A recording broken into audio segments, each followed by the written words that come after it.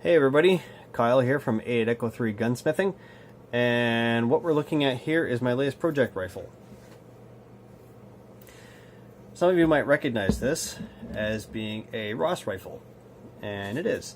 This is a Ross Mk.III, chambered in .303 British, sporterized. This is a factory sporter. Large numbers of these things were sporterized by individuals, but this one was actually done in a factory. A lot of these went back to the factory once they were decommissioned by the Canadian Expeditionary Force in 1916, and the factory did a couple things to make them more appealing to the hunting market, and then sold them off as surplus. One of the things they did was install this Winchester type buckhorn rear sight. Those were very popular with hunters at the time, and that's who they wanted to sell these to, so that's what they did. They cut a dovetail into the barrel and they installed these Winchester type buckhorn sights. In fact, that might even come from Winchester. It looks a lot like it. And the other thing that they did on this model was they chopped the barrel, and that is an absolute travesty. The Ross rifle was known to be very accurate, and that's because it had a 28-inch barrel. And so they cut this down to 24, and then they soldered a sight onto it. And we'll take a closer look at that sight. You'll see it's very crudely done. So you can see there's this is pathetic. You can see there's solder all up here, and I'll roll it this way, and you'll see there's solder on the ramp. Up here on the ramp, there's solder down at the base of the sight here, so the whole solder bed is very sloppy. You can see spots of solder on the barrel there. So normally when a sight is soldered on, it has to be neat, so you don't want to see the edge of the solder bed. The edge of the solder bed should be flush with the edge of the ramp, the sight ramp.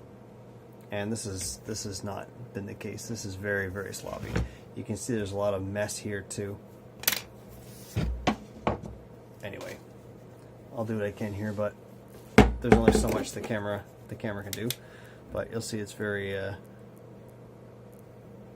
So you can start to see that sloppy solder on the ramp, and then you can see the spots of solder on the barrel. So it was very poorly done. Very much a rush job. What this video is doing is it's kickstarting a series of videos that I'm going to be doing, taking you through the process of refinishing an old rifle from start to finish. And I'm doing this for a number of reasons. First of all, so that you have an idea of what exactly is involved, because you might look at that and say, hey, I can do some of it myself. And if you can, more power to you. If you can't, bring it to me and I'll do it.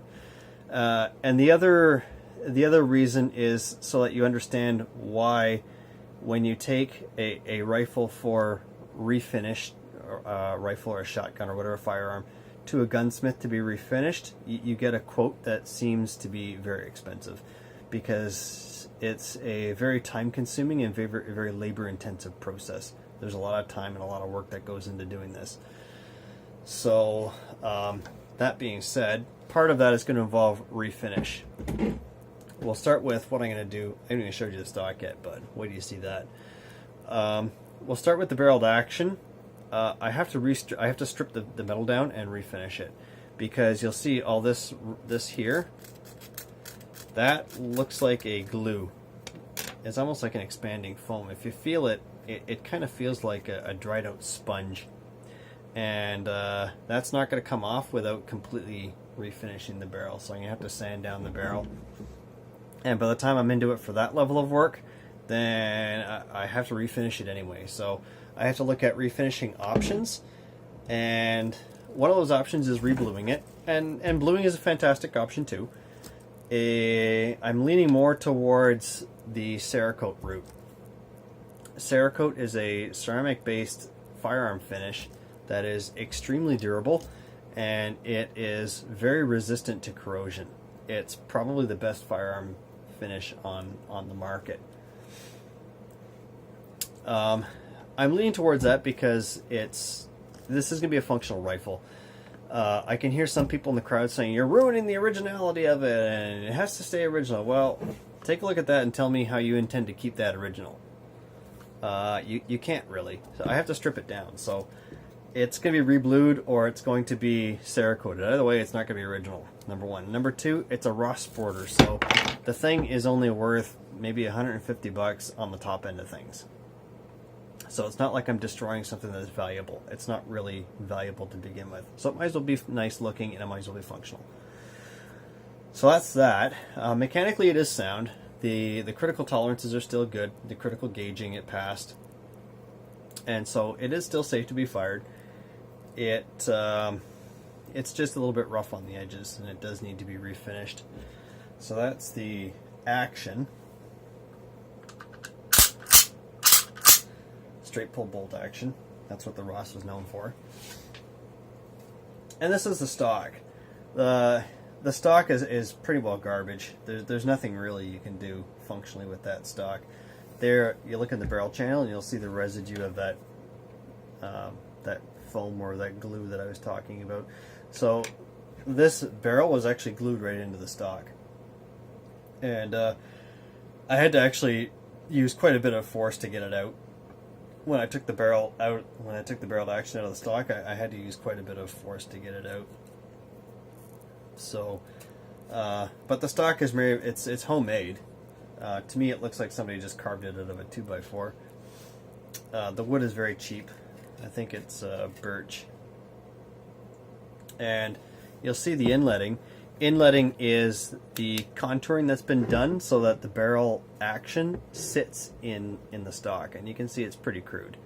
It's been hacked out with a chisel, and it's not finished. It's very rough. There is a crack in the stock that runs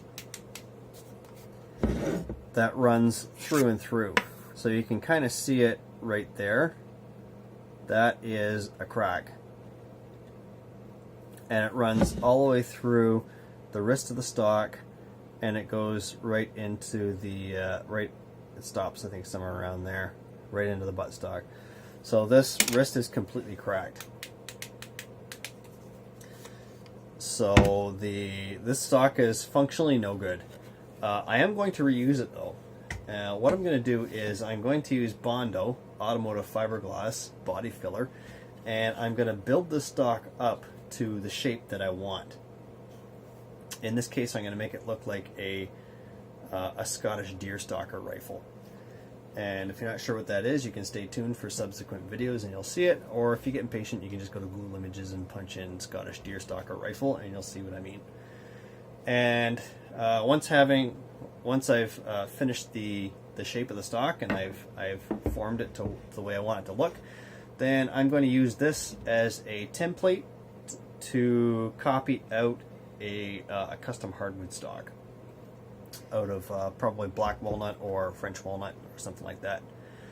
And I'm thinking that a custom walnut stock in conjunction with a nice glacier black satin finished Cerakote would make a very nice, very kind of classic looking hunting rifle that you might have seen in the early 20th century when these Ross rifles would have been originally sold. So stay tuned, and we'll see how things go. I'll also post pictures. I realize that in this video here, the camera quality is kind of poor, so I will have pictures before, during, and after posted on Instagram, Facebook, and on my website. So now we're signing off.